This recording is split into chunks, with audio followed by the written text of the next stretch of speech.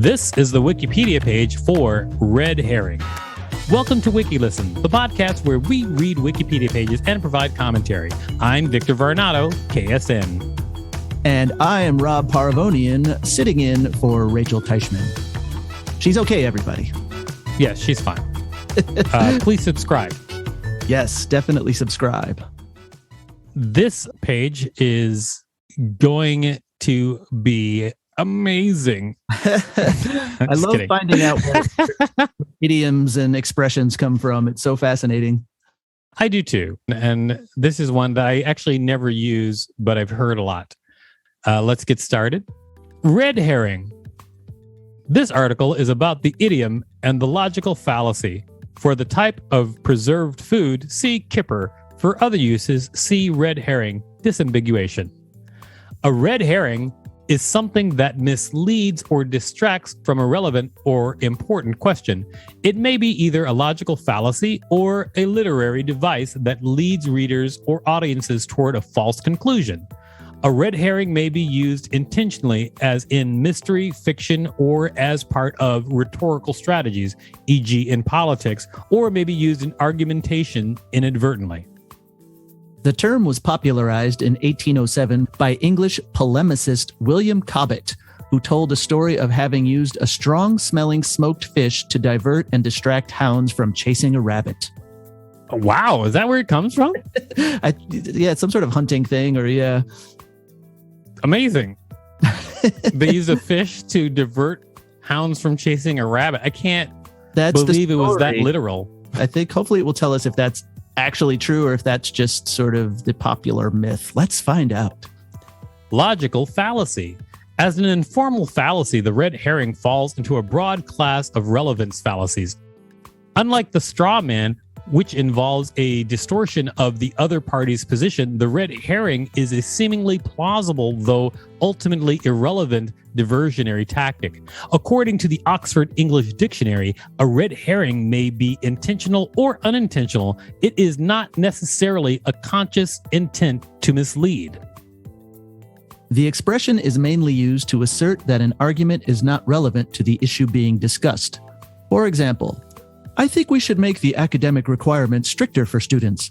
I recommend you support this because we are in a budget crisis and we do not want our salaries affected. The second sentence, though used to support the first sentence, does not address that topic. Intentional device.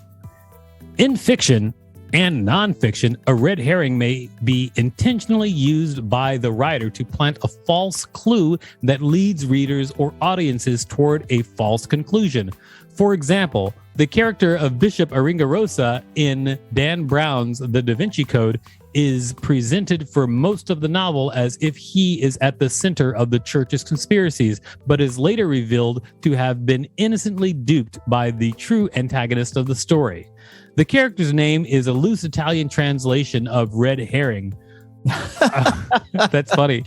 Aringa Rose, Rosa actually meaning pink, and a very close to Rosa, red.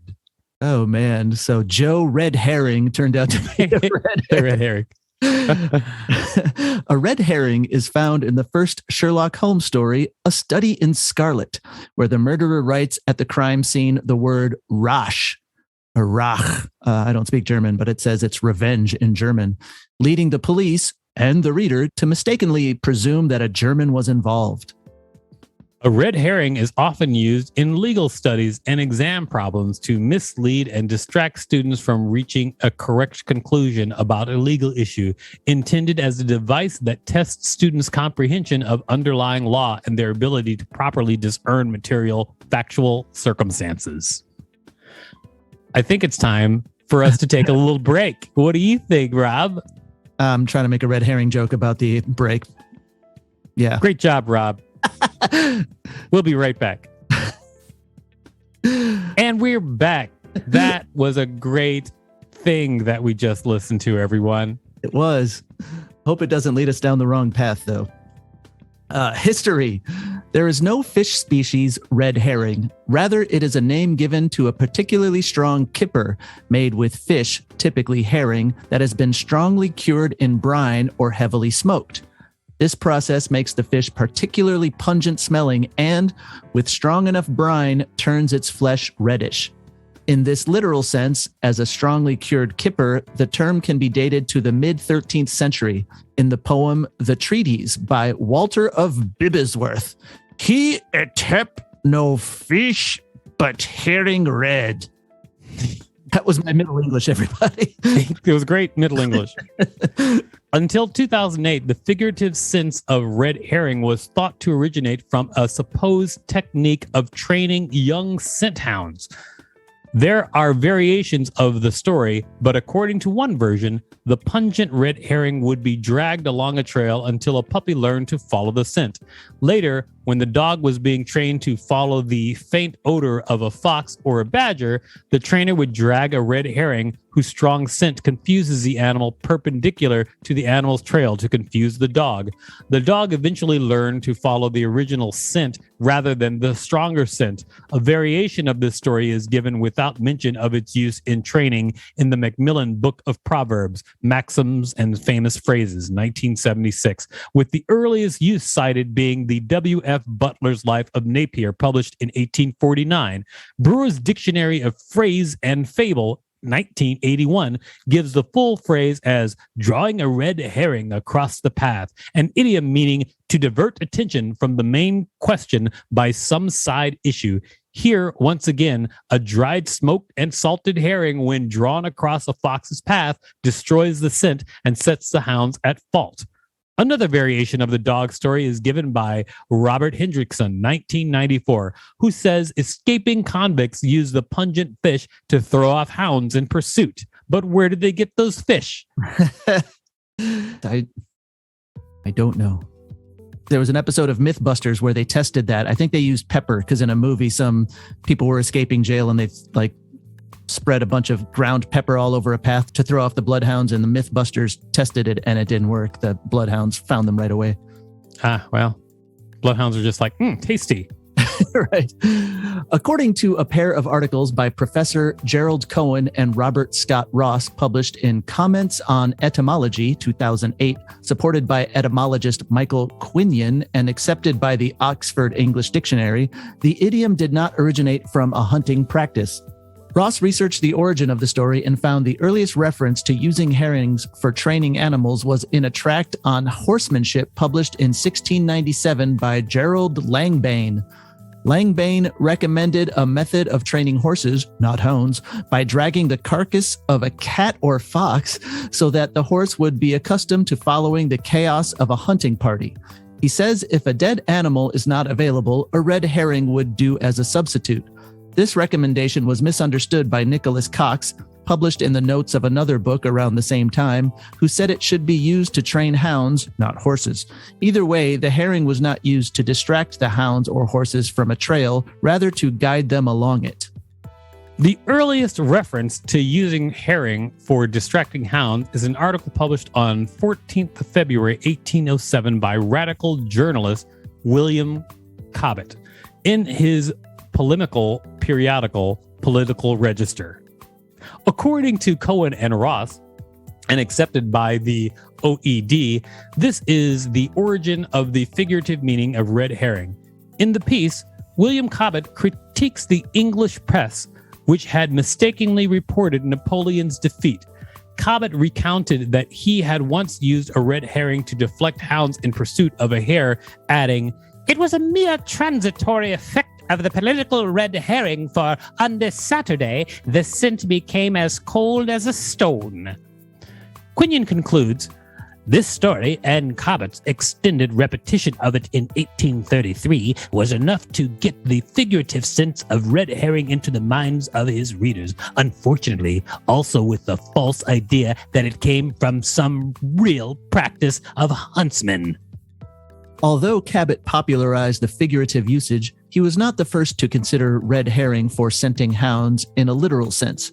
An early reference occurs in the pamphlet Nash's Lenten Stuff, published in 1599 by the Elizabethan writer Thomas Nash, in which he says, "Next, to draw on hounds to a scent, to a red herring's skin, there is nothing comparable. The Oxford English Dictionary makes no connection with Nash's quote and the figurative meaning of red herring to distract from the intended target, only in the literal sense of a hunting practice to draw dogs toward a scent. The 2010 courtroom thriller, The Trial, and the book it was based on explains the red herring defense in law as deriving from a species of herring colored bright red, which darts back and forth in front of possible predators to distract them from the place where its eggs have been laid. There's no such fish species. I just made up something. Completely pulled out of one's butt. The use of herring to distract pursuing scent hounds was tested on episode 148 of the series Mythbusters. Although the hound used in the test stopped to eat the fish and lost the fugitive scent temporarily, it eventually backtracked and located the target, resulting in the myth being classified by the show as busted. I saw that episode. They tested a bunch of different sort of techniques that people had talked about distracting scent hounds, like climbing a tree or running through a river to because the water would throw off the scent, and the bloodhounds caught them every single time. It was great. But it stopped to eat the fish, though, so that's something. Well, it said temporarily, but it eventually backtracked and located the target. I'm very happy with this article because it had lots of dogs in it. I feel like did they do the one where you go up a tree and then jump from tree to tree to get the dog to not have your scent? I know they went up a tree, but I don't know if they jumped from tree to tree because the hosts were, I think in their 40s. So I don't know how agile they actually were. But I do remember because they even dressed them up in like the black and white stripe or stereotypical convict outfits. And they were, running. They tried the pepper. They tried running up the river and a bunch of stuff. And the bloodhounds just caught them every time. Too bad, Mythbusters. Busted up some myths, man. This has been the Wikipedia page for red herring. Thanks for listening to WikiListen. You can find us at wikilisten.com and on all social media at WikiListen, except for Twitter, which is at @wiki_listen. Don't forget to subscribe. And if there's a particular page you'd like us to read, please let us know.